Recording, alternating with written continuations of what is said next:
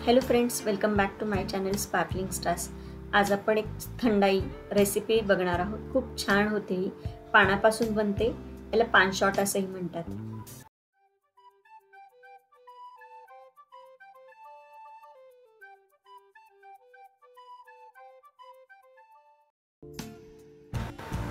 पान शॉट किंवा पान सरबत बनवण्यासाठी मी 2 चमचे कच्ची बडीशोप घेतलीये।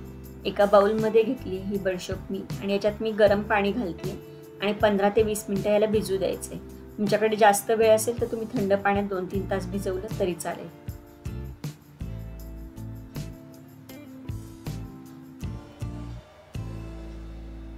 एक 15 मिनिटांनंतर मी पानं घेतलीत, विड्याची पानं आहेत ही माझ्या घरची आहेत म्हणून मी कुंडीमध्ये लावलेले आहे हे रोप, म्हणून याची पानं छोटी आहेत म्हणून मी जास्त घेतेय। तुम्ही जर विकतची आणलीत मोठी पानं असतील तर ती तुम्ही 5 ते 7 घेतलीत तरी पुरेशी होतात। ही पानं मी स्वच्छ धुवून घेतली आहेत। आता ही मी कात्रीने कापून घेतेय। बारीक कापायचे म्हणजे याचं बारीक होतील, ही छान वाटली जातील, अजिबात मोठे तुकडे वगैरे राहणार नाही। पानं कापून घेतली आहेत। आता मी याच्यामध्येच आपण भिजवून घेतलेली बडीशोप घालतेय।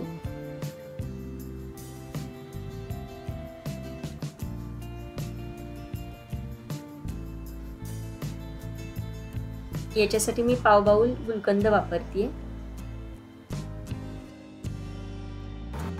याच्यामध्ये मी 4 विलायची घालतेय, सालासकट घालतेय कारण आपण हे नंतर मिश्रण गाळून घेणार आहोत। याच्यामध्येच मी पाव बाउल साखर घालतेय। साखर तुम्ही तुमच्या आवडीनुसार थोडी कमी अधिक करू शकता। हे छान मिक्सरला वाटून घ्यायचे आपल्याला, जितकं बारीक वाटता येईल तितकं बारीक वाटायचे। आता हे आपण गाळून घेणार आहोत, पण हे आपल्याला वस्त्रगाळ करायचे। कुठल्याही चाळणीने गाळलं तर याच्यातनं थोडे का होईना कण आपले बाहेर येतील, रेषे बडीशोपचे, पानाचे, आणि ते तोंडात आले ते चांगले लागणार नाही। मी मिक्सरचं भांडं विसरून परत पाणी घातलं याच्यामध्ये थोडंसं, आणि हे सगळं मी आता गाळून घेतले।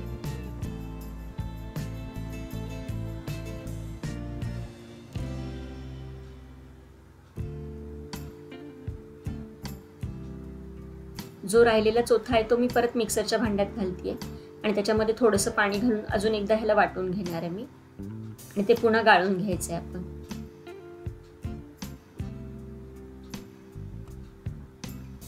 याच्यात थोडंसं पाणी घालून आपण हे पुन्हा गाळून घेऊया।